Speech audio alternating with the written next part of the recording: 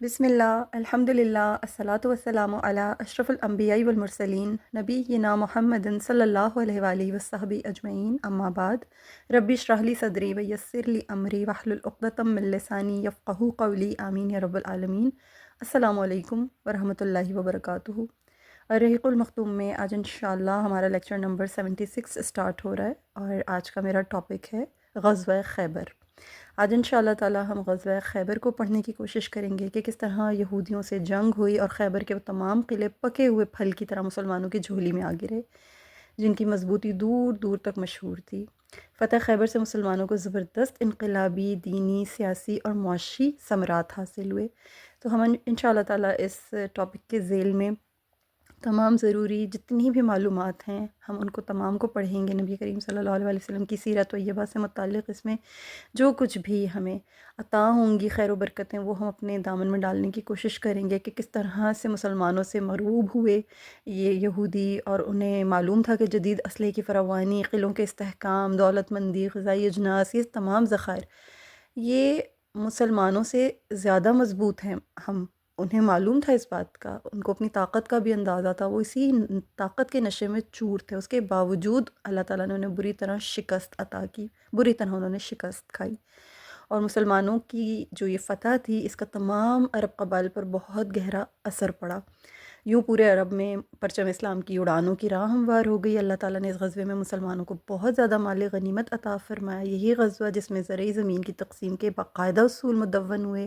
اور خمس کی تخصیص کی گئی،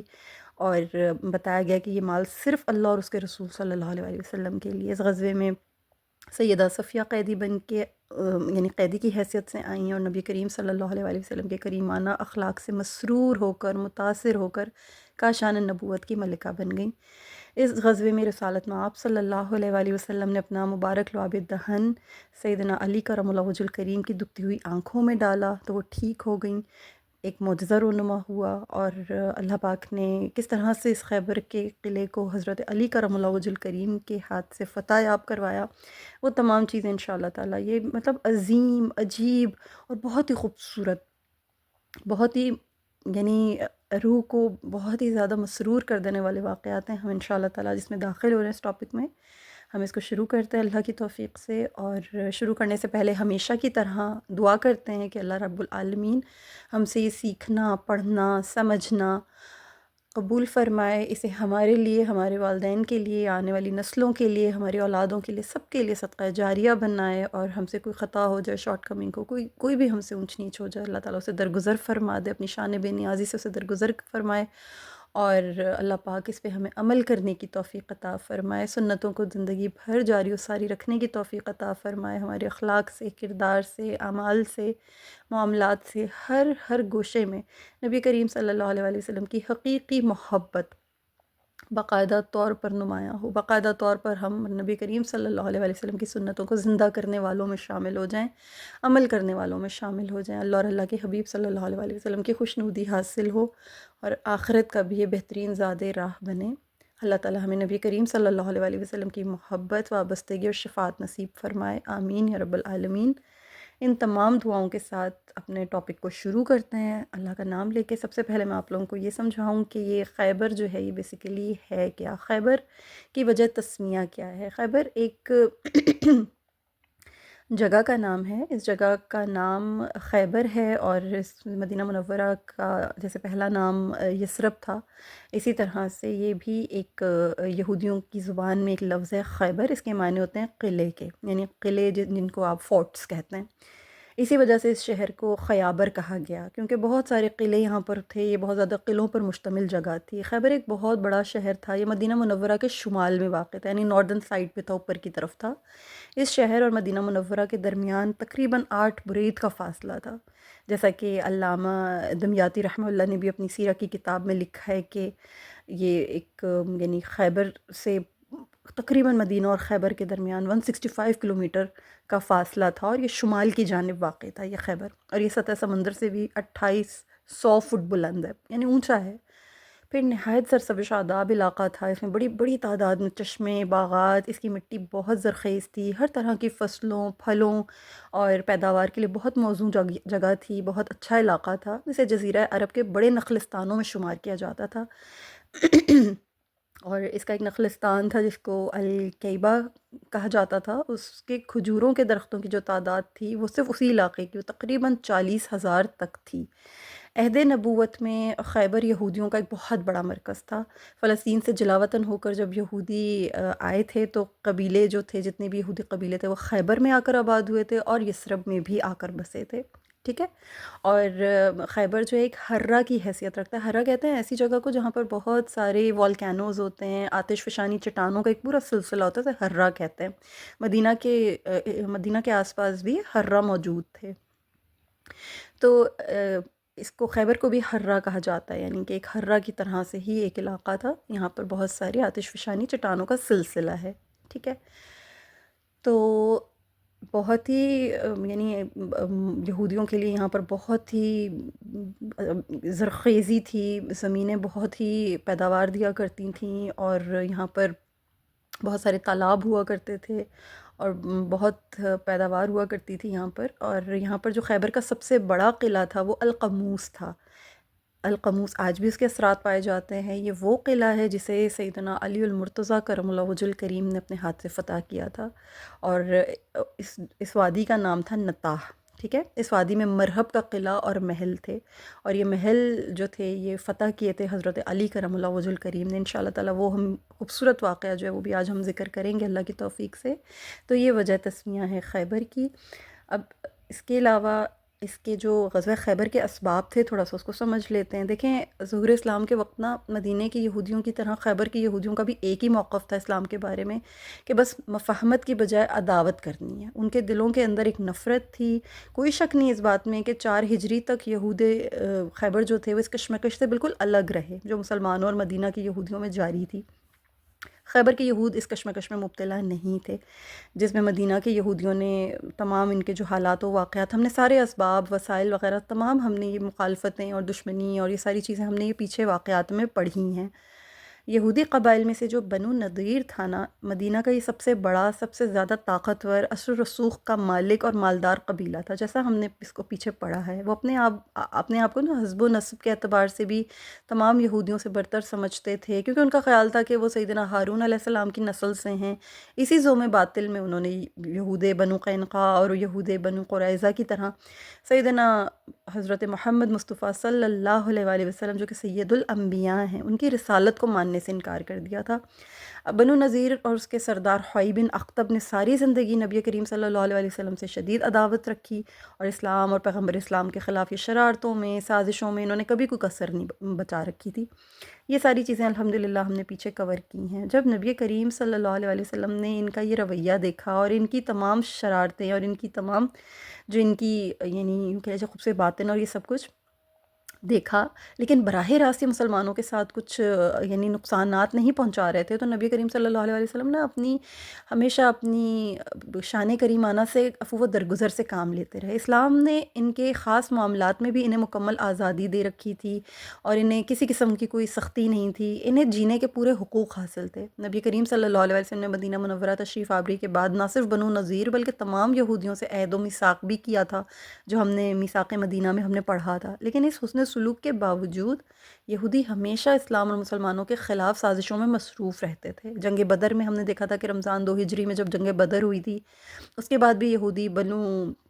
یعنی جو یہودی قبیلہ تھا بنو قینقاع، اس نے میثاق مدینہ کے خلاف ورزی کرتے ہوئے شرارت کی تھی، تو مسلمانوں نے ان کا محاصرہ کر لیا تھا، جس کے نتیجے میں انہیں شام کی طرف جلا وطن ہونا پڑا تھا۔ پھر اسی طرح غزوہ احد کے بعد ہم نے دیکھا تھا کہ 4 ہجری میں بنو نذیر کے یہودیوں کی شرارتیں اور سازشیں، جس کی وجہ سے نبی کریم صلی اللہ علیہ وسلم نے ان کے قلعوں کا محاصرہ کر لیا، اس کے نتیجے میں بنو نذیر پسپا ہوئے۔ ان کی پسپائی اور ہزیمت کے باوجود نبی کریم صلی اللہ علیہ وسلم نے ان سے رحم دلی کا برتاؤ فرمایا، ان کے معاہدے کے تحت ان کی جان بخشی فرمائی اور انہیں امن و امان کے ساتھ جلا وطن ہونے کی اجازت دے دی۔ اس معاہدے کی روح سے یہود بنی نذیر نے مدینہ منورہ سے اپنی جلا وطنی قبول کر لی تھی، پھر یہ لوگ خیبر منتقل ہو گئے تھے۔ اب یہ جو بنو نذیر کا سربراہ تھا نا، ہوئی بن اخطب، یہ انسان نما شیطان تھا۔ اس کی قیادت میں خیبر کے یہودیوں کے کردار میں جوہری تبدیلی پیدا ہو گئی تھی اور اسلام اور مسلمانوں کے بارے میں ان کے ارادے خطرناک ہو گئے تھے۔ یہ اتنے خطرناک تھے کہ جب بنو نذیر کے یہودی وہاں پہنچے ہیں جلا وطنی کے بعد، تو پورے جزیرہ نماء عرب میں یہ الگ ہی قسم کا جو ہے نا ایک ماحول انہوں نے وہاں پر جا کر برپا کیا، کیونکہ ان کی طرف سے ہونے والی سازشیں اور ان کی طرف سے ہونے والے جو شر تھے ان سے باقی لوگ بھی نہیں بچ پا رہے تھے۔ یہی وجہ ہے کہ جو آپ نے دیکھا تھا کہ ہم نے جب غزوہ احزاب پڑھی تھی، جسے غزوہ خندق کہتے ہیں، تو یہی بنو نذیر کے ہی شرارتی یہود تھے جنہوں نے جا کر نجد کے دیگر جو قبائل تھے ان سے مدد طلب کی تھی اور قریش سے آ کر مدد طلب کی تھی۔ اور اب یہ آہستہ آہستہ آہستہ یہ جو پناہ گزین یہودی تھے، ان کا اتنا بڑا مرکز بن چکا تھا، یعنی مسلح جنگجوؤں کی تعداد 10,000 ہو چکی تھی وہاں پر خیبر میں۔ تو یہ لوگ وہ شیطان صفت قسم کے لوگ تھے۔ انہوں نے نبی کریم صلی اللہ علیہ وسلم کو ہمیشہ سے ہی ایذا پہنچانا چاہا، اس لیے اپنی تعداد میں اضافہ کرتے چلے جا رہے تھے۔ اب ہم نے یہ چیز بھی پڑھی کہ 6 ہجری میں نبی کریم صلی اللہ علیہ وسلم نے اپنے 1400 صحابہ کرام رضی اللہ تعالیٰ عنہم کے ساتھ عمرہ ادا کرنے کا پروگرام بنایا، لیکن مشرکین مکہ نے آپ کو عمرہ ادا کرنے کے لیے منع کیا، مکہ مکرمہ میں جانے سے روک دیا، اور آپ کے اور بیت اللہ کے درمیان حائل ہو گئے تھے۔ پھر بعد ازاں مصالحت ہوئی، معاہدہ ہوا، معاہدے کی طرف لوگ مائل ہو گئے تھے، اور اس طرح سے یہ طے پایا تھا کہ اس سال آپ واپس چلے جائیں، 10 سال آ جائیے گا۔ اور یہ چیز جو تھی آپ جانتے ہیں کہ صلح حدیبیہ کے نام سے مشہور ہوئی، اور صلح حدیبیہ سے واپس تشریف لائے جب نبی کریم صلی اللہ علیہ وسلم، تو اللہ تعالیٰ نے سورہ فتح نازل فرمائی واپسی کے دوران، اور جس میں اس صلح کو مصلحت اور انجام کے اعتبار سے فتح مبین قرار دیا، اور ساتھ ہی یہ بھی وعدہ فرمایا کہ مسلمان مستقبل میں فتح خیبر یعنی خیبر فتح کر کے بہت سا مال غنیمت حاصل کریں گے، جیسے اللہ پاک نے ارشاد مبارک فرمایا تھا سورہ فتح آیت نمبر 20 میں، اللہ نے تم سے بہت سے غنائم کا وعدہ فرمایا ہے کہ تم انہیں حاصل کرو گے، چنانچہ اس نے جلد ہی وہ تمہیں عطا کر دیے اور لوگوں کے ہاتھ تم سے روک دیے، تاکہ یہ مومنوں کے لیے ایک نشانی ہو جائے اور وہ تمہیں صراط مستقیم کی ہدایت دے۔ اس میں جو اللہ رب العالمین کا جو اشارہ تھا وہ ان غنائم کی طرف تھا جو فتح خیبر کے وقت حاصل ہوئے، ٹھیک ہے۔ تو اللہ پاک نے نبی کریم صلی اللہ علیہ وسلم سے یہ وعدہ فرما لیا تھا، اور اللہ تعالیٰ نے خیبر کی فتح کا وعدہ کرتے ہوئے یہ فرمایا تھا کہ اللہ تعالیٰ نے تم سے بہت سے غنائم کا وعدہ فرمایا کہ تم انہیں حاصل کر لو گے، یعنی وعدکم اللہ مغانم کثیرۃ تاخذونہا، ٹھیک ہے نا۔ تو یہ چیز جو تھی یہ ظاہر ہے قریب تھا، الفاظ مبارک میں قریب ہی تھا کہ فتح جو ہے وہ مراد فتح خیبر ہے۔ اللہ تعالیٰ نے مسلمانوں سے یہ وعدہ کر کے نا ان کے دلوں کو اطمینان عطا کیا، تو ان کو سکون قلب عطا فرمایا تھا، اور ان کے دل اس یقین سے سرشار ہو گئے تھے کہ عنقریب اللہ تعالیٰ انہیں فتح خیبر سے سرفراز فرمائے گا، اور خیبر کے لہلہاتے ہوئے کھیت اور سرسبز و شاداب باغات انہیں بطور غنیمت عطا فرمائے گا۔ انہوں نے غمی خوشی ہر حالت میں صبر و ثبات کا مظاہرہ کیا تھا، استقامت کے ساتھ نبی کریم صلی اللہ علیہ وسلم کا ساتھ دیا تھا، حدیبیہ میں صلح کی شرائط کی بنا پر بیت اللہ کی زیارت سے محروم رہنے کے باوجود بھی، اتنی دل شکنی کے باوجود بھی انہوں نے اللہ تعالیٰ سے جو اللہ تعالیٰ کا جو لطف و کرم تھا نا، اس سے اپنے دامن کو انہوں نے محروم نہیں رکھا تھا۔ اللہ تعالیٰ کے لطف و کرم سے ان چیزوں کا پھر مداوع بھی ہو گیا، اور انہوں نے چاہا کہ اللہ تعالیٰ مداوع فرمائے، اور اللہ تعالیٰ نے پھر ان کی دلجوئی بھی فرمائی، ان کے دلجوئی کا سبب بھی پیدا فرمایا، ان سے وعدہ بھی فرمایا۔ لہٰذا اب وہ وقت تھا کہ نبی کریم صلی اللہ علیہ وسلم نے جب جہاد کے لیے خیبر کی طرف کوچ کرنے کا اعلان فرمایا، تو اس سے حضرات صحابہ کرام رضی اللہ تعالیٰ عنہم میں ایک بہت زبردست مسرت کی لہر دوڑ گئی، اور ان کے دل جو تھے وہ جذبہ جہاد سے معمور ہو گئے۔ وہ تو ہمیشہ ہی رہا کرتے تھے، لیکن مزید ان کے دلوں میں ایک خوشی جو تھی وہ اجاگر ہوئی۔ اس موقع پر نبی کریم صلی اللہ علیہ وسلم نے یہ اعلان فرمایا کہ خیبر کے یہودیوں سے جنگ کے لیے وہی صحابہ آپ کے ساتھ جائیں گے جنہوں نے صلح حدیبیہ کے مقام پر ایک درخت کے زیر سایہ آپ کے دست مبارک پر بیعت کی تھی، یعنی جو بیعت رضوان میں جو صحابہ شامل تھے بس وہی جا سکتے ہیں، اور جن کی تعداد آپ جانتے ہیں کہ 1400 تھی۔ حدیبیہ سے پیچھے رہ جانے والے جو جتنے بھی لوگ تھے، جب انہوں نے آپ صلی اللہ علیہ وسلم کے ساتھ جانے کی اجازت طلب کی تو آپ صلی اللہ علیہ وسلم نے فرمایا تم صرف جہاد کی رغبت رکھتے ہوئے میرے ساتھ جا سکتے ہو، لیکن مال غنیمت میں سے تمہیں کوئی حصہ نہیں ملے گا۔ اس ارشاد مبارک سے آپ کا مقصود یہ معلوم ہوتا ہے کہ آپ صلی اللہ علیہ وسلم امتحان لینا چاہتے تھے کہ ان لوگوں میں سے کون سچا اور کون جھوٹا ہے۔ ظاہر سی بات ہے جس کے دل کے اندر یہ کھوٹ تھی کہ اس کو مال غنیمت مل جائے، وہ جب یہ اعلان سنا تو انہوں نے کہا کہ نہیں، اب ہمیں تو مال غنیمت مل ہی نہیں رہا، تو اب جانے کا کیا فائدہ؟ یعنی جان اللہ کی راہ میں بے نیازی کے ساتھ دینے کے لیے جو شخص تیار تھا وہ جا سکتا ہے، اور جیسے مال غنیمت کی چاہ ہے وہ یہ سمجھ لے کہ اس کو نہیں ملے گا مال غنیمت میں سے کچھ بھی۔ اور مقصود یہی تھا رسول اللہ صلی اللہ علیہ وسلم کا کہ معلوم ہو سکے کہ کون سچا ہے کون جھوٹا ہے، کھرے اور کھوٹے کی پہچان ایکچولی۔ پھر یہاں میں آپ لوگوں کے ساتھ اس بات کا بھی ذکر کروں کہ یہ جو 1400 صحابہ کرام رضی اللہ تعالیٰ عنہم تھے، ان کے علاوہ آپ صلی اللہ علیہ وسلم نے کچھ صحابیات کو بھی لشکر کے ساتھ جانے کی اجازت عطا فرمائی تھی تاکہ وہ بوقت ضرورت زخمی مجاہدین کی ابتدائی طبی امداد کر سکیں۔ غزوہ خیبر میں شرکت کرنے والی جو خواتین ہیں وہ مسلمانوں کے لیے یعنی زخمیوں کے لیے جو ہے مرہم پٹی کا بندوبست کر سکیں، ان کے مشکیزوں کی سلائی وغیرہ کر سکیں، اور اس سلسلے میں نبی کریم صلی اللہ علیہ وسلم نے جو ہے سب صحابیات کو اجازت مرحمت فرمائی تھی، اور وہ صحابیات جو شامل ہوئی تھیں ان خواتین میں ایک نام جو ہے ام سنان اسلمیہ کا بھی ہے رضی اللہ تعالی عنہ۔ وہ بیان کرتی ہیں کہ جب رسول اللہ صلی اللہ علیہ وسلم نے خیبر کی طرف روانگی کا ارادہ فرمایا تو میں نے آپ صلی اللہ علیہ وسلم کی خدمت میں عرض کی کہ اللہ کے رسول صلی اللہ علیہ وسلم، میں بھی سفر میں آپ صلی اللہ علیہ وسلم کے ساتھ چلوں؟ میں مشکیزوں کی سلائی کروں گی، مریضوں اور زخمیوں کا علاج کروں گی، انہیں پانی پلاؤں گی، اللہ کرے کہ کوئی زخمی ہی نہ ہونے پائے، میں خیموں اور سامان کی حفاظت بھی کروں گی۔ تو نبی کریم صلی اللہ علیہ وسلم نے فرمایا کہ اللہ تعالیٰ کی برکت کے ساتھ تم بھی چلو، تمہاری کئی سہیلیوں نے بھی اس بارے میں مجھ سے بات کی ہے اور میں نے انہیں اجازت دے دی ہے، ان میں سے بعض کا تعلق تمہاری قوم سے ہے، بعض کا تمہاری قوم سے، بعض کا دوسری قوم سے ہے، تم چاہو تو اپنی قوم کے ساتھ روانہ ہو جاؤ اور چاہو تو ہمارے ساتھ چلو۔ میں نے عرض کیا کہ میں آپ صلی اللہ علیہ وسلم کے ساتھ جاؤں گی۔ آپ صلی اللہ علیہ وسلم نے فرمایا تم میری بیوی ام سلمہ کے ساتھ ہو جاؤ۔ تو جناب ام سنان رضی اللہ تعالیٰ عنہ بیان کرتی ہیں کہ میں اس سفر میں ام سلمہ رضی اللہ تعالیٰ عنہ کے ساتھ تھی۔ جن خواتین نے غزوہ خیبر میں شرکت کی سعادت حاصل کی تھی ان کی تعداد تقریباً 20 تھی، اور صحیح مسلم اور صحیح بخاری میں ان روایات سے بھی تائید ہوتی ہے کہ جن میں ذکر ہے کہ ام سلیم رضی اللہ تعالیٰ عنہ نے غزوہ خیبر میں شرکت کی تھی، اور جب رسول اللہ صلی اللہ علیہ وسلم نے خیبر سے واپسی پر رستے ہی میں سیدہ صفیہ رضی اللہ تعالیٰ عنہ سے شادی کی تو ام سلیم رضی اللہ تعالیٰ عنہ ہی نے انہیں دلہن بنا کر آپ صلی اللہ علیہ وسلم کے لیے تیار فرمایا تھا۔ تو یہ جو صحابیات تھیں یہ بھی تقریباً یعنی کہ 20 کی تعداد تقریباً ان کی بیان کی جاتی ہے، یہ بھی ساتھ اس سفر میں شامل تھیں۔ اچھا، یہاں نا ایک اشکال پیدا ہوتا ہے کہ صحیح بخاری میں ام المومنین سیدہ عائشہ رضی اللہ تعالیٰ عنہ ہی سے روایت ہے کہ میں نے نبی کریم صلی اللہ علیہ وسلم سے جہاد کے بارے میں اجازت طلب کی تو آپ صلی اللہ علیہ وسلم نے فرمایا تمہارا جہاد حج ہے۔ دوسری روایت میں یہ الفاظ ہیں کہ تمہارے لیے افضل جہاد حج مبرور ہے۔ حافظ ابن حجر رحمہ اللہ نے اس جواب میں ابن بطال رحمہ اللہ کا یہ قول بیان کیا ہے کہ سیدہ عائشہ رضی اللہ تعالیٰ عنہ کی حدیث اس بات کی دلیل ہے کہ عورتوں پر جہاد واجب نہیں ہے، لیکن کیونکہ آپ صلی اللہ علیہ وسلم نے یہ فرمایا نا کہ تمہارا جہاد حج ہے، اس کے معنی یہ نہیں ہے کہ عورتیں نفلی طور پر بھی جہاد نہیں کر سکتی ہیں، یعنی واجب نہیں ہے۔ حافظ ابن حجر نے رحمہ اللہ نے فتح الباری میں اس بات کو ابن بطال رحمہ اللہ کے بقول نقل کیا ہے، ٹھیک ہے، یعنی عورتوں کے اوپر واجب نہیں ہے، لیکن اگر نفلی طور پر جہاد کرنا چاہیں تو جانے کی اجازت ان کو عطا کی گئی ہے، ٹھیک ہے۔ تو یہاں سے یہ اشکال جو ہے ہوپ یہ کلیئر ہو گیا ہوگا آپ لوگوں کو۔ پھر اس کے بعد اب ہم جانتے ہیں کہ یہودی اور منافق جو تھے وہ مسلمانوں کے خلاف ہمیشہ ہی جاسوسیاں کیا کرتے تھے۔ مدینہ میں موجود منافقوں کا بھی یہی وتیرہ رہا ہے اور یہودیوں کا بھی یہی وتیرہ تھا۔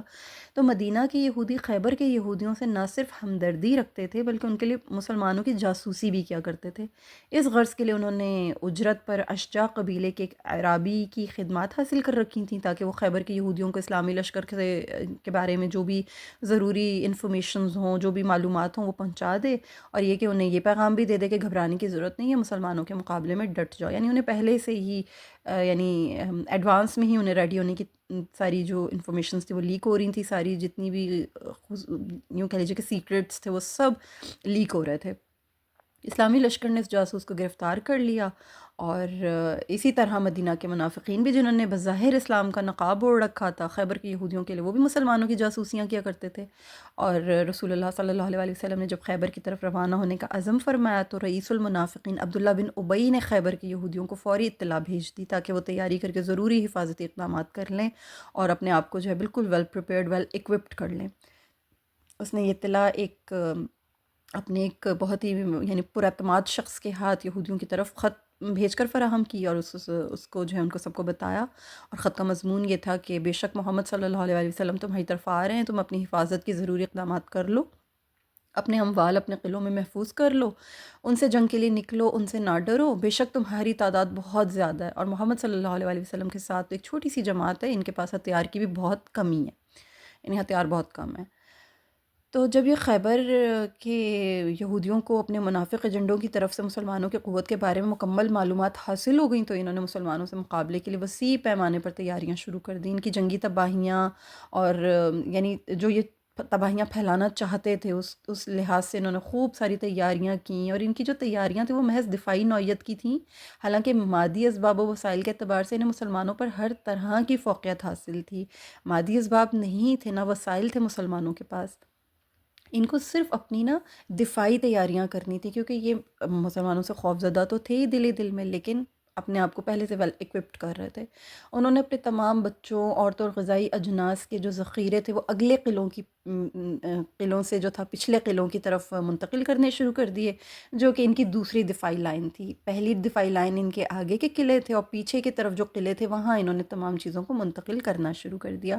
اب ہوا کیا کہ جب یہودی سرداروں کو یہ معلوم ہوا کہ نبی کریم صلی اللہ علیہ وسلم اپنے لشکر کے ساتھ حملہ آور ہونا چاہتے ہیں، اور انہوں نے ایک میٹنگ جو ہے، یعنی وہ جب ان کو پتہ چل گیا تو انہوں نے آپس میں ایک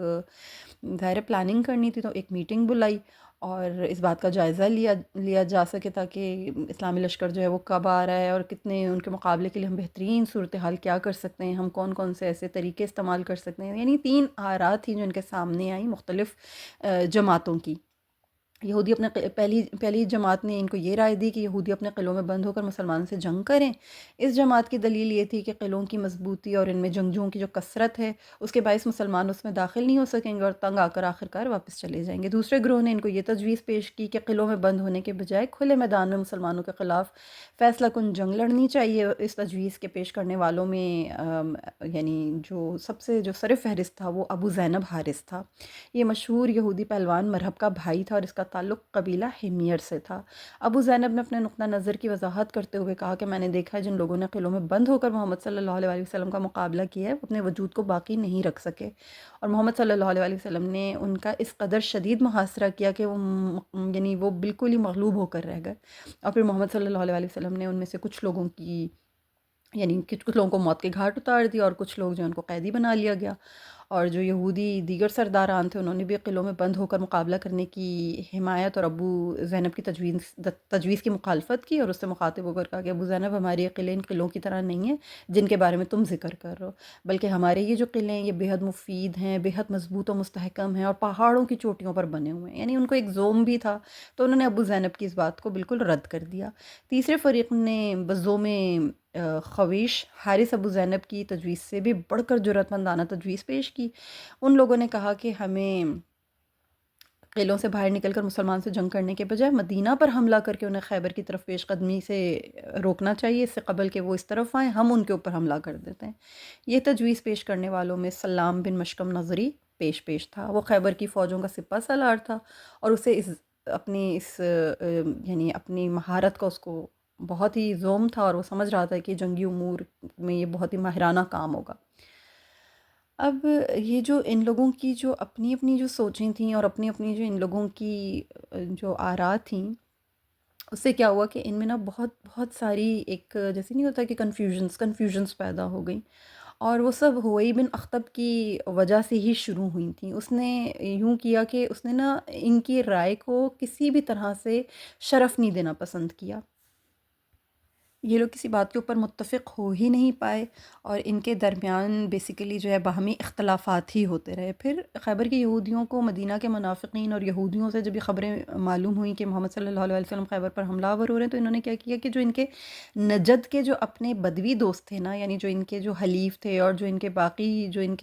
کے ہم خیال یعنی قبیلے تھے، ان کی طرف بھی انہوں نے ایک وفد بھجوایا، اور ان کو بتایا کہ یعنی یہودیوں کا جو بادشاہ تھا کنانہ بن ابی الحقیق، اس کے ہاتھ انہوں نے وفد بھیجا، اور وہاں پر انہوں نے یہ کہا، جو وہاں پہ جو ارکان تھا اور بڑا یہودی سردار تھا حوزہ بن قیس وائلی،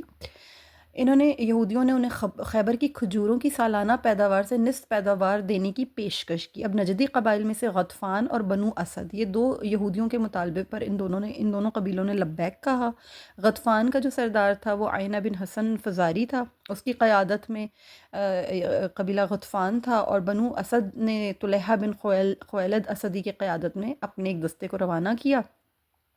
اور اس طرح ان کے علاوہ یہودیوں کی مدد کے لیے مزید 4000 جنگجو جو تھے وہ تیار کرنے کا وعدہ کر لیا۔ یہ دستے خیبر میں یہودیوں کے قلعوں میں پہنچ گئے تاکہ مسلمانوں کے حملے کے وقت یہودیوں کے ساتھ مل کر ان قلعوں کا دفاع کر سکیں۔ اس طرح مسلمانوں کے مقابلے کے لیے خیبر کے قلعوں میں جمع ہونے والوں کی تعداد تقریباً 14,000 کے قریب تھی، اور ان کے مقابلے مسلمانوں کی تعداد صرف 1400 تھی۔ لہٰذا مسلمانوں کے لیے ایک بہت دشوار، صبر آزما، مشکل مہم تھی، لیکن جب اللہ ساتھ ہوتا ہے تو ظاہر سی بات ہے کوئی چیز بھی مشکل نہیں ہو پاتی۔ اللہ مدد فرماتے ہیں۔ پھر بنو مرہ جو تھے انہوں نے یہودیوں کی مدد سے انکار کر دیا تھا، انہوں نے ان کی مدد نہیں کرنا چاہی تھی، کیونکہ بنو مرہ کا جو سردار تھا نا، اس نے ایک عقل مند سربراہ سے اس نے جو احبار یعنی یہودیوں کے جو بڑے ہوتے ہیں احبار یہود، ان سے اس کو نا یہ معلومات حاصل ہوئی تھی، اور اس نے پھر اس کی معلومات کی روشنی میں اس چیز کو معلوم کر لیا تھا کہ یہودی جب بھی مسلمانوں کا مقابلہ کریں گے ناکام ہوں گے، نامراد رہیں گے، اس لیے وہ فوراً سمجھ گیا تھا کہ جس جنگ کا آغاز اور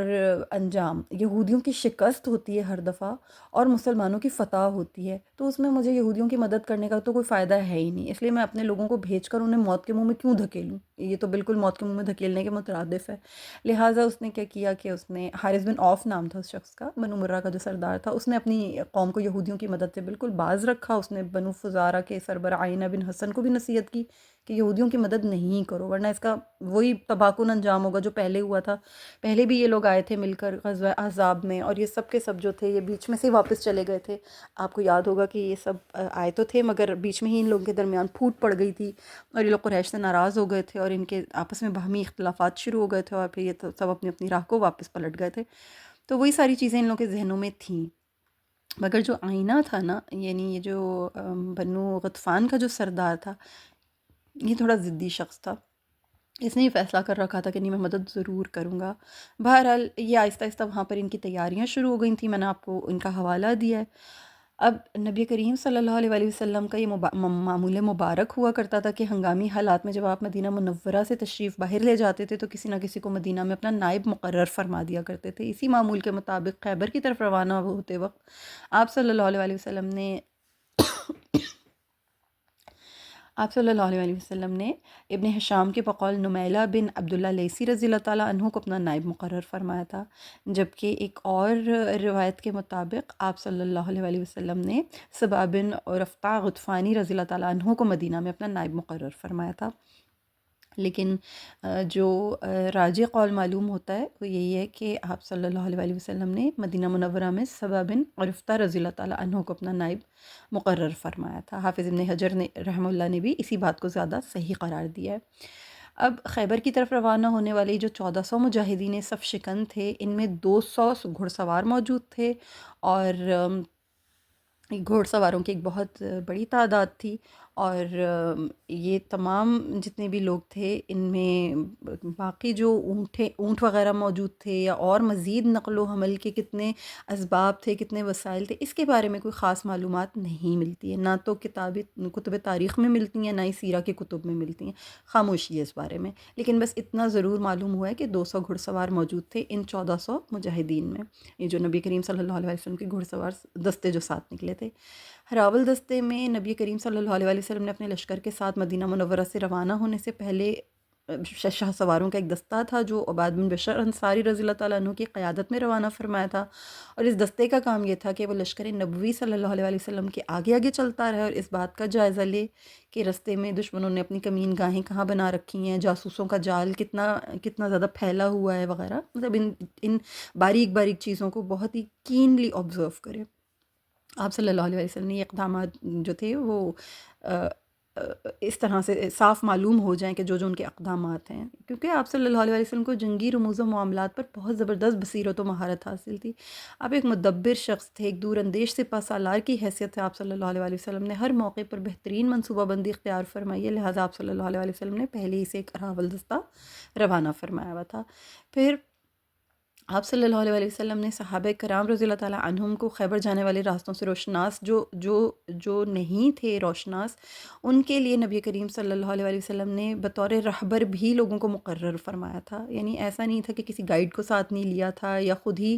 اپنے ہی دھیان سے جو ہے لوگوں کو نکال دیا تھا یا صحابہ کرام کو نکالا تھا، بھیجا تھا ان کو، نہیں، بلکہ ساتھ میں بطور رہبر بھی لوگوں کو مقرر فرمایا تھا کہ جو اس علاقے سے بخوبی واقف تھے، جو خیبر پہلے ہی بہت دفعہ آ چکے تھے، جا چکے تھے، تاکہ خیبر پہنچنے کے لیے لشکر کی رہنمائی ہو سکے، نہ کہ ان کو کسی قسم کی تکلیف اٹھانی پڑے۔ تو اس معاملے میں بھی آپ صلی اللہ علیہ وسلم نے نہایت نفاست کے ساتھ پلاننگ کی اور لوگوں کو رہنما کی موجودگی میں، رہبر کی موجودگی میں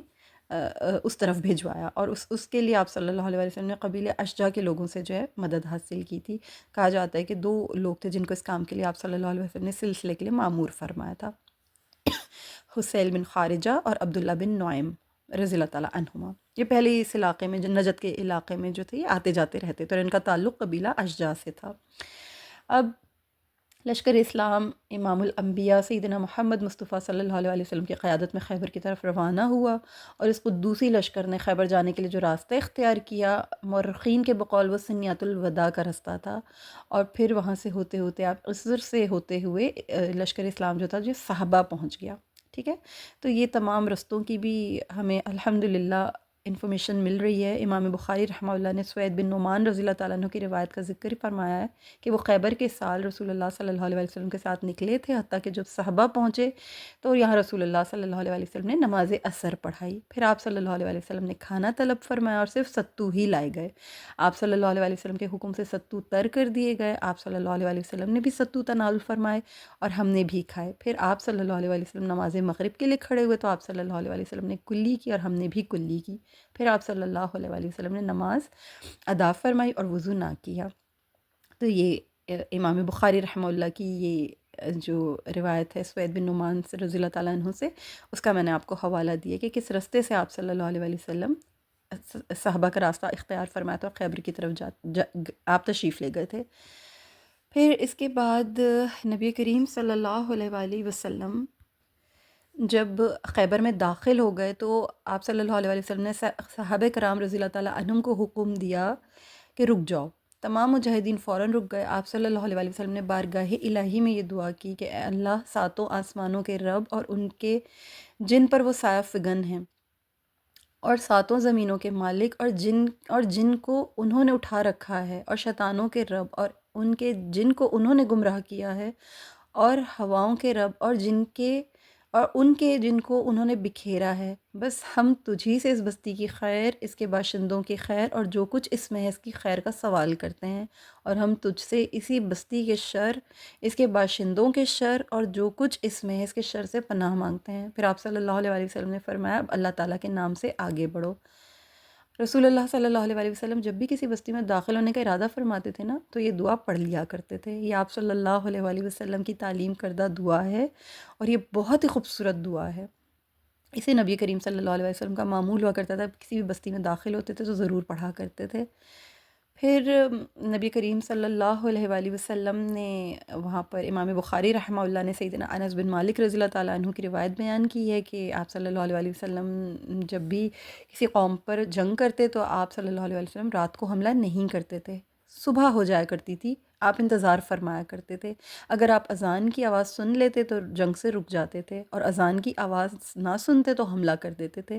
خیبر میں ہم رات کے وقت پہنچے، یہ جو میں آپ کو بتا رہی ہوں سیدنا انس بن مالک رضی اللہ تعالیٰ عنہ کی روایت ہے، اور امام بخاری رحمہ اللہ نے اسے بیان کیا، ان کی کتاب میں موجود ہے صحیح بخاری میں۔ خیبر میں ہم رات کے وقت پہنچے۔ رسول اللہ صلی اللہ علیہ وسلم نے رات وہیں بسر فرمائی، اور صبح کے وقت جب اذان نہیں سنی تو آپ صلی اللہ علیہ وسلم سواری پر سوار ہو گئے۔ آپ صلی اللہ علیہ وسلم کے ساتھ ہم بھی سوار ہو گئے۔ میں ابو طلحہ رضی اللہ تعالیٰ عنہ کے پیچھے سوار تھا، میرے پاؤں رسول اللہ صلی اللہ علیہ وسلم کے مبارک پاؤں کو چھو رہے تھے۔ پھر اب تھوڑا سا ہم بات کر لیتے ہیں کہ یہودی جو تھے وہ رسول اللہ صلی اللہ علیہ وسلم خیبر تشریف لا چکے تھے، خیبر میں آمد ہو چکی تھی آپ صلی اللہ علیہ وسلم کے، اور یہودی جو تھے وہ اس بات سے بے خبر تھے۔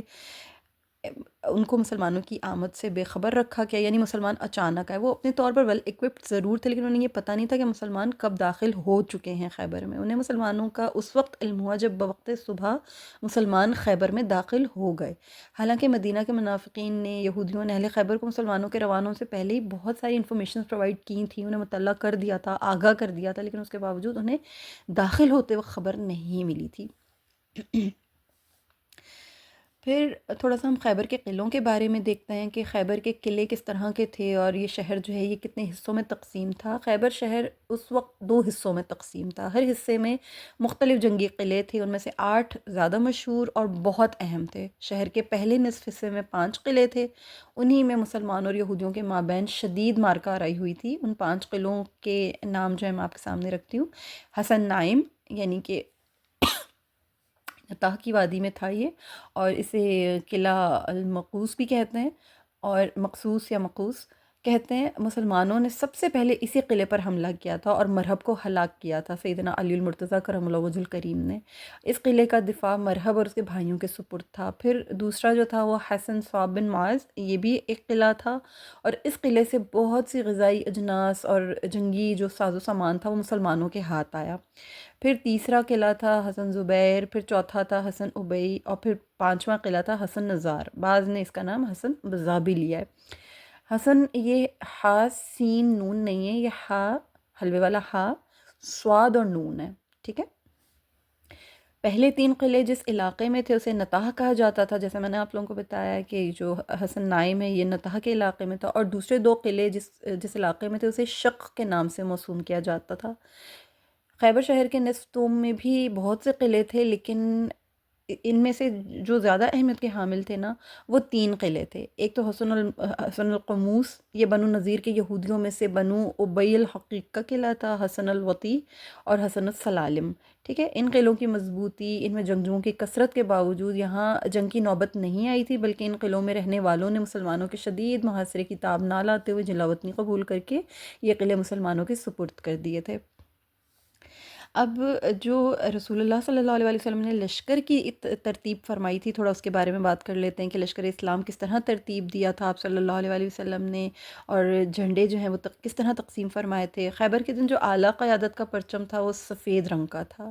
اور یہ عقاب کے نام سے موسوم تھا۔ سفید رنگ کے اس پرچم اسلام پر سیاہ حروف میں لا الہ الا اللہ محمد رسول اللہ لکھا ہوا تھا۔ یہی پرچم تھا جو بعد میں رسول اللہ صلی اللہ علیہ وسلم نے سیدنا علی المرتضیٰ کرم اللہ وجہ الکریم کو عطا فرمایا تھا، ٹھیک ہے۔ اب اس کے بعد میں آپ لوگوں کے سامنے یہ رکھتی ہوں کہ یہودی جو تھے ان کو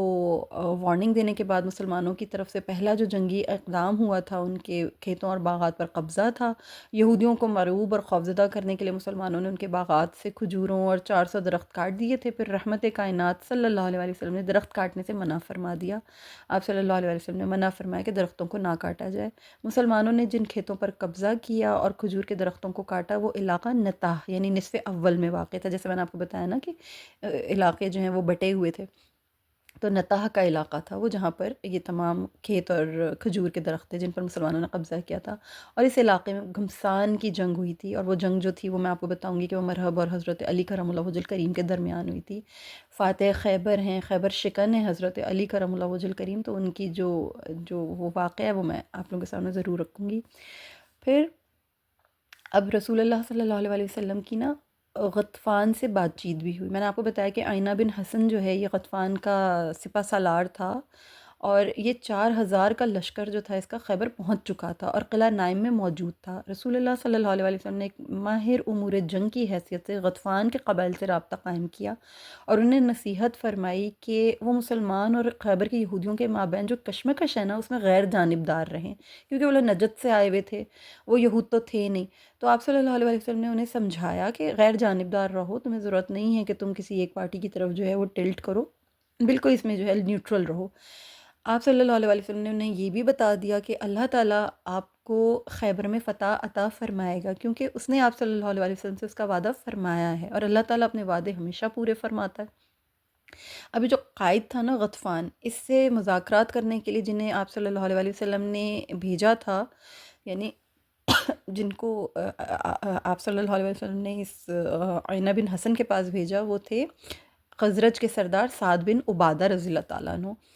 انہیں جو ہے اس قلعے میں بھیجا گیا جس وقت مرہب کے قلعے میں یہ آئینہ جو تھا یہ موجود تھا۔ ان دونوں کی آپس میں بات چیت ہوئی اور نبی کریم صلی اللہ علیہ وسلم کا پیغام جو ہے وہ سیدنا سعد بن عبادہ رضی اللہ تعالیٰ عنہ نے جا کر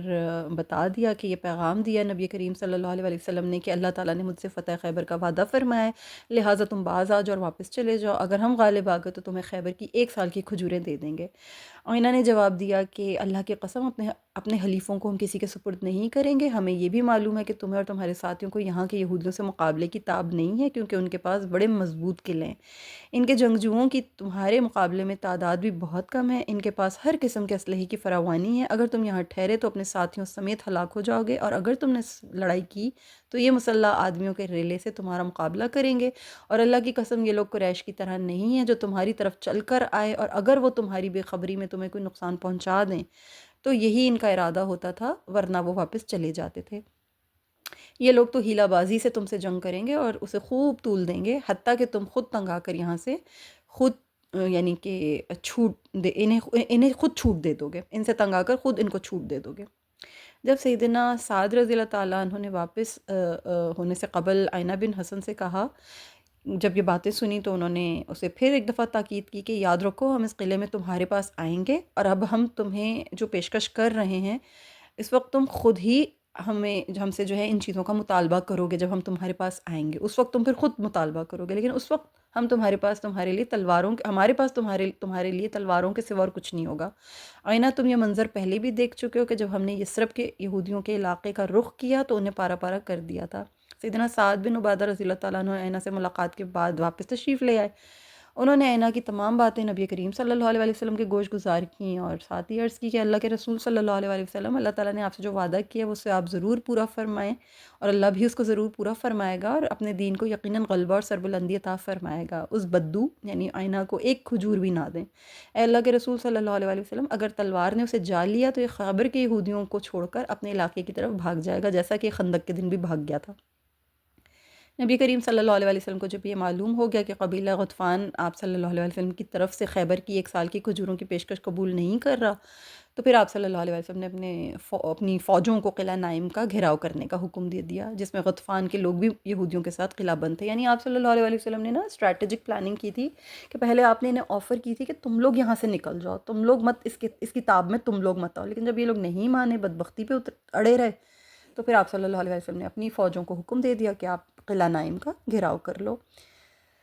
اب ہوا یہ کہ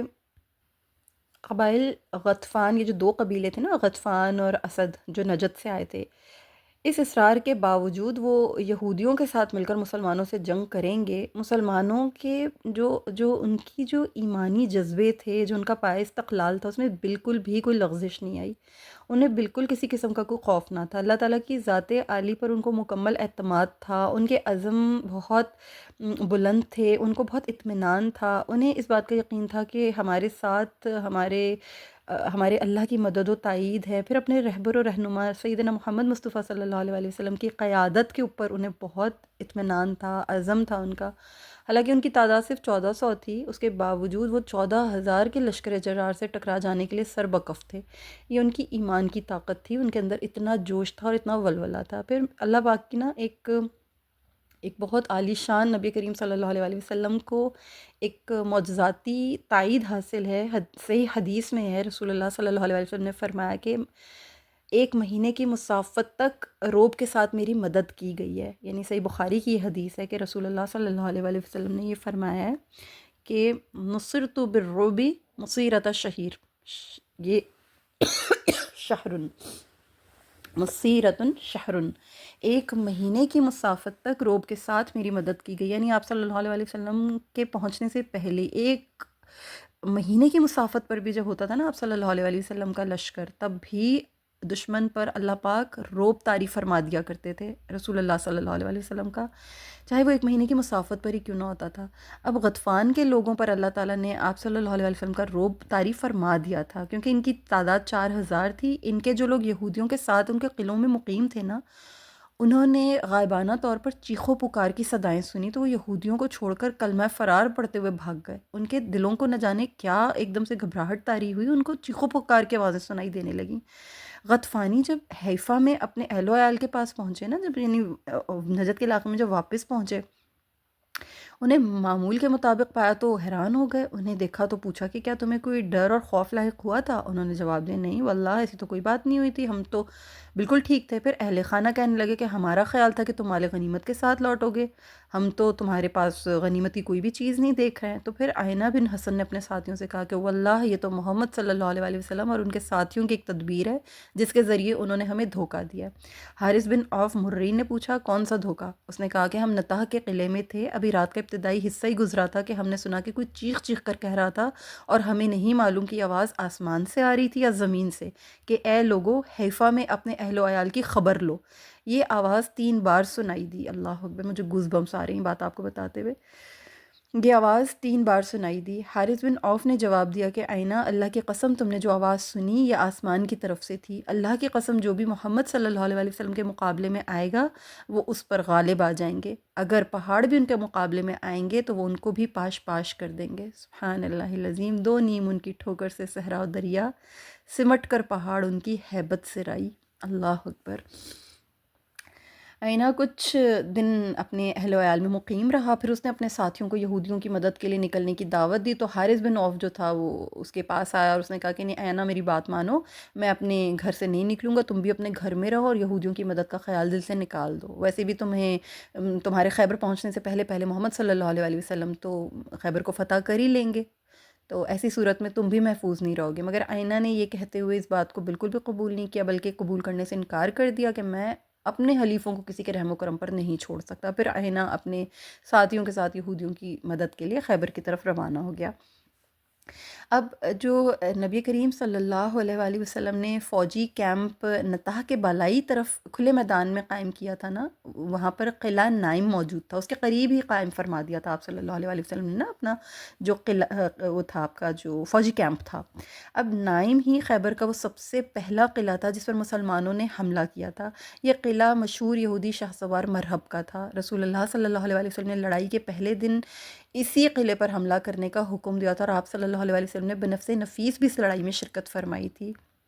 آپ ضرب نامی گھوڑے پر سوار تھے اور آپ صلی اللہ علیہ وآلہ وسلم نے 2 زرہیں اور خود زیبتن فرما رکھا تھا، اور دست مبارک میں نیزہ اور ڈھال بھی تھی. قلعہ نائم کے سامنے مسلمانوں اور یہودیوں میں بہت زبردست لڑائی ہوئی، سمجھے گھمسان کا رن پڑا. مسلمانوں نے زبردست حملہ کیا، دن بھر مارکہ آرائی جاری رہی. یہودیوں کی قیادت مرہب اور اس کے بھائی یاسر اور حارث کر رہے تھے، اور ان کی طرف سے مقابلہ اتنا شدید تھا کہ پہلے دن کی اس لڑائی میں مسلمانوں کو کوئی کامیابی حاصل نہیں ہو سکی. یہودیوں نے قلعہ نائم کے دفاع میں ایڑی چوٹی کا زور لگا دیا، حتیٰ کہ قلعے کے دروازے کھول کر مسلمانوں کے بالمقابل صف آرا ہوئے. یعنی اتنی جنگجو اور اتنی ان کی طاقتور قسم کی قیادت تھی.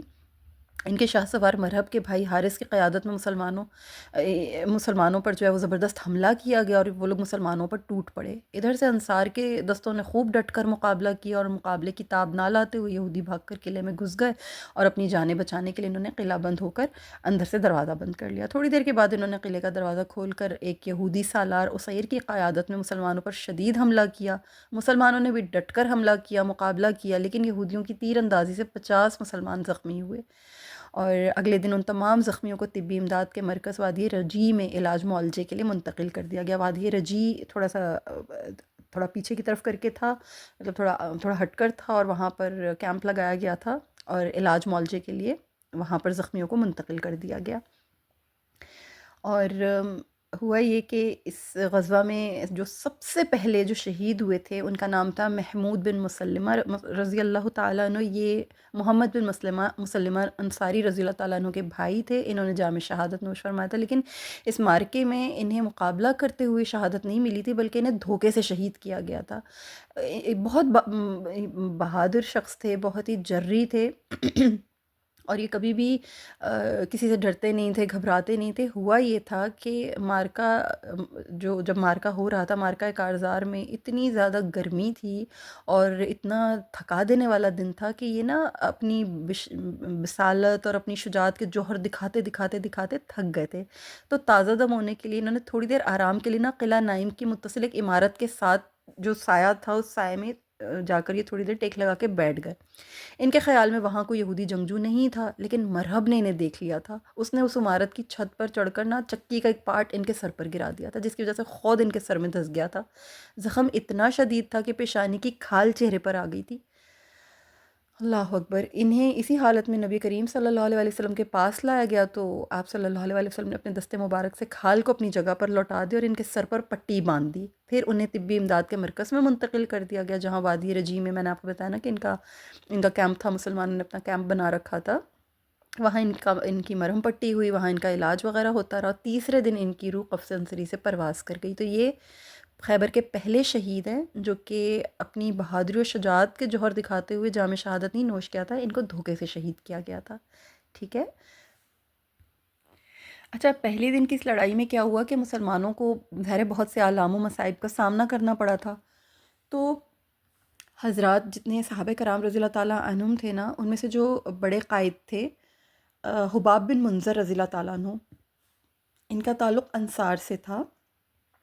یہ وہ صحابی ہیں جنہوں نے محسوس کیا کہ جنگی حکمت عملی کے اعتبار سے نا مسلمانوں کا جو کیمپ ہے یہ مناسب جگہ پر نہیں ہے. نتاح کے قلعے بہت بلندی پر واقع تھی، جس کی وجہ سے مسلمانوں کی تمام حرکات و سکنات جو تھی وہ مسلمانوں کی جو بھی مسلمان کر رہے تھے نا، یہودی اس کو ہر طرح سے واچ کر رہے تھے. وہ یہودیوں کی پوری نظر میں تھی اور مسلمان ان کے تیروں کی زد میں تھے، کیونکہ وہ قلعے اوپر تھے اور مسلمانوں کی جو کیمپنگ تھی وہ نیچے کی طرف تھی. تو انہوں نے نبی کریم صلی اللہ علیہ وسلم کو، یعنی حضرت حباب بن منظر رضی اللہ تعالیٰ عنہ نے نبی کریم صلی اللہ علیہ وسلم کی خدمت میں عرض کیا کہ اللہ کے رسول صلی اللہ علیہ وسلم، اگر آپ صلی اللہ علیہ وسلم نے اللہ تعالیٰ کے حکم سے اس جگہ کا انتخاب فرمایا ہے تو اس میں کسی قیل و قال کی گنجائش نہیں ہے، اور اگر آپ صلی اللہ علیہ وسلم نے اپنی رائے سے اسے منتخب کیا ہے تو اس بارے میں کچھ عرض کرنے کی اجازت چاہتا ہوں. سرور کائنات صلی اللہ علیہ وسلم نے فرمایا، میں نے اس جگہ کا انتخاب اپنی رائے سے کیا ہے. حباب رضی اللہ تعالیٰ عنہ نے عرض کیا، اللہ کے رسول صلی اللہ علیہ وسلم، آپ نے قلعے کے قریب نخلستان میں ایک نشیبی جگہ کا انتخاب فرمایا ہے. مجھے نتاح کے باشندوں کے بارے میں علم ہے کہ یہ لوگ تیر اندازی میں بہت ماہر ہیں. ان کے بلندی پر ہونے کی وجہ سے ان کے تیر بھی ہماری طرف نہایت تیزی سے آتے ہیں اور وہ ہم پر شب خون بھی مار سکتے ہیں. لہٰذا ہمیں کسی ایسی جگہ منتقل ہو جانا چاہیے جو نمناک نہ ہو اور اونچی جگہ پر ہو، تاکہ ان کے تیر ہم تک نہ پہنچ سکیں. رسول اللہ صلی اللہ علیہ وسلم نے حباب بن منظر رضی اللہ تعالیٰ عنہ کی رائے کو صائب جانتے ہوئے فرمایا کہ تم نے بڑی اچھی رائے دی ہے، لہٰذا اللہ نے چاہا تو ہم شام کو کسی دوسری جگہ منتقل ہو جائیں گے. البتہ رسول اللہ صلی اللہ علیہ وسلم کی رائے تھی کہ قلعہ نائم کے لوگوں کے ساتھ رات تک اسی جگہ جنگ جاری رہنی چاہیے اور پھر رات ہی کو ہمیں دوسری جگہ منتقل ہو جانا چاہیے. یعنی انہیں بزی رکھنا ہے، ان کے سامنے ایسا نہیں ہے کہ بس ہم یہاں سے اٹھ کر جا رہے ہیں، یہ چیز ان کو فیل نہیں کرانی ہے. سبحان اللہ. یہ بھی رسول اللہ صلی اللہ علیہ وسلم کی حکمت تھی کہ فوراً منتقل نہیں ہونا ہے، جنگ جاری رکھنا ہے اور جاری رکھنے کے بعد دوسری جگہ پہ منتقل کریں گے شام تک. حباب بن منظر رضی اللہ تعالیٰ عنہ کے مشورے پر عمل کرتے ہوئے رسول اللہ صلی اللہ علیہ وسلم نے پھر حضرت محمد بن مسلمہ انصاری رضی اللہ تعالیٰ عنہ سے فرمایا کہ ہمارے لیے کوئی ایسی جگہ، مناسب جگہ تلاش کرو جو ان کے قلعوں سے دور ہو، وبا سے پاک ہو، اور جس میں ہم ان کی طرف سے یعنی جو یہ لوگ جو ہم پہ جو شب خون مار سکتے ہیں اس خطرے سے بھی ہم محفوظ رہیں. تو پھر محمد بن مسلمہ رضی اللہ تعالیٰ عنہ نے نبی کریم صلی اللہ علیہ وسلم کی ہدایات کے مطابق مناسب جگہ کی تلاش کے لیے گرد و پیش کا جائزہ لینا شروع کیا، اور جب پھر انہیں موزوں جگہ مل گئی تو پھر وہ نبی کریم صلی اللہ علیہ وسلم کی خدمت میں حاضر اور عرض کی کہ اللہ کے رسول صلی اللہ علیہ وسلم، میں نے آپ صلی اللہ علیہ وسلم کے فرمان کے مطابق مناسب جگہ تلاش کر لی ہے، اور وہ وادی رجی ہے، یعنی وہ جو جگہ تھی وہ وادی رجی تھی۔ تو نبی کریم صلی اللہ علیہ وآلہ وسلم نے فرمایا کہ اعلیٰ برکت اللہ، اللہ تعالیٰ کی برکت کے ساتھ ہم وہاں منتقل ہو جائیں گے۔ پھر اسی دن کی شام کو نبی کریم صلی اللہ علیہ وآلہ وسلم نے لشکر اسلام کا کیمپ وادی رجی میں منتقل کر دیا، جس کا محمد بن مسلمہ رضی اللہ تعالیٰ عنہ نے انتخاب کیا تھا۔ اس نئے کیمپ کا نگران نبی کریم صلی اللہ علیہ وآلہ وسلم نے سیدنا عثمان بن عفان رضی اللہ تعالیٰ عنہ کو مقرر فرمایا۔ اور یہ جو پہلے دن جو یہودیوں سے لڑائی ہوئی تھی نطاع کے زیریں علاقے میں، اس میں وادی رجی میں منتقل ہونے کے بعد اس کے بالائی علاقے میں لڑائی کی گئی، جس کے نتیجے میں پھر ظاہر ہے بہت ساری اللہ پاک نے پھر مسلمانوں کی مدد فرمائی اور سب کچھ۔ اب اس کے بعد انشاءاللہ تعالیٰ میں آپ کو جو قلعہ نائم کا جو واقعہ ہے وہ آپ کو میں انشاءاللہ تعالیٰ نیکسٹ لیکچر میں بتاؤں گی۔ اس کو ڈیٹیل سے پڑھیں گے اور اس کو بغیر کسی قسم کی یعنی بریک کے بغیر پڑھیں گے، اس کو بیچ میں سے منقطع نہیں کریں گے، کیونکہ وہ ایک سلسلے کی طرح پڑھیں گے تو انشاءاللہ ہمیں کلیئر سمجھ میں آئے گا۔ اللہ تعالیٰ سے دعا ہے کہ آج ہم نے جتنا سیکھا ہے، جتنا سمجھا ہے،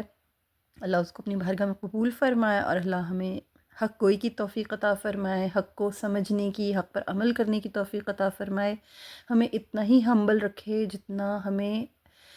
سمجھ آ رہا ہے کہ رسول اللہ صلی اللہ علیہ وآلہ وسلم اتنے بڑے سید الانبیاء والمرسلین، اس کے باوجود اتنا عاجزانہ رویہ، اتنا محبانہ رویہ اپنے صحابہ کرام کے ساتھ، کہ ان کو مشاورت بھی ان کو حاصل رہی، ان کو اپنی رائے میں بھی شامل رکھا کرتے تھے، مفید رائے ہوتی تھی، قابل قبول رائے ہوتی تھی، اسے قبول فرمایا کرتے تھے، عمل فرمایا کرتے تھے، اس کو سراہا کرتے تھے، دعا دیا کرتے تھے اچھی رائے دینے والوں کو، اپنے صحابہ کو۔ اللہ تعالیٰ ہمیں اس طرح کی عاجزی عطا فرمائے، ہماری طبیعتوں میں اللہ تعالیٰ اس طرح کی وسیع القلبی عطا فرمائے، ہمارے دلوں کو اللہ تعالیٰ منور فرمائے، ہمیں اتنی کشادگی نصیب کرے، ذہنی طور پر بھی، اخلاقی طور پر بھی، اور دلی طور پر بھی۔ آمین یا رب العالمین۔ انشاءاللہ تعالیٰ آگے کا جو بھی سلسلہ ہے قلعہ نائم اور یہ مضبوط ترین قلعہ پہ اس کو کس طرح سے فتح کیا گیا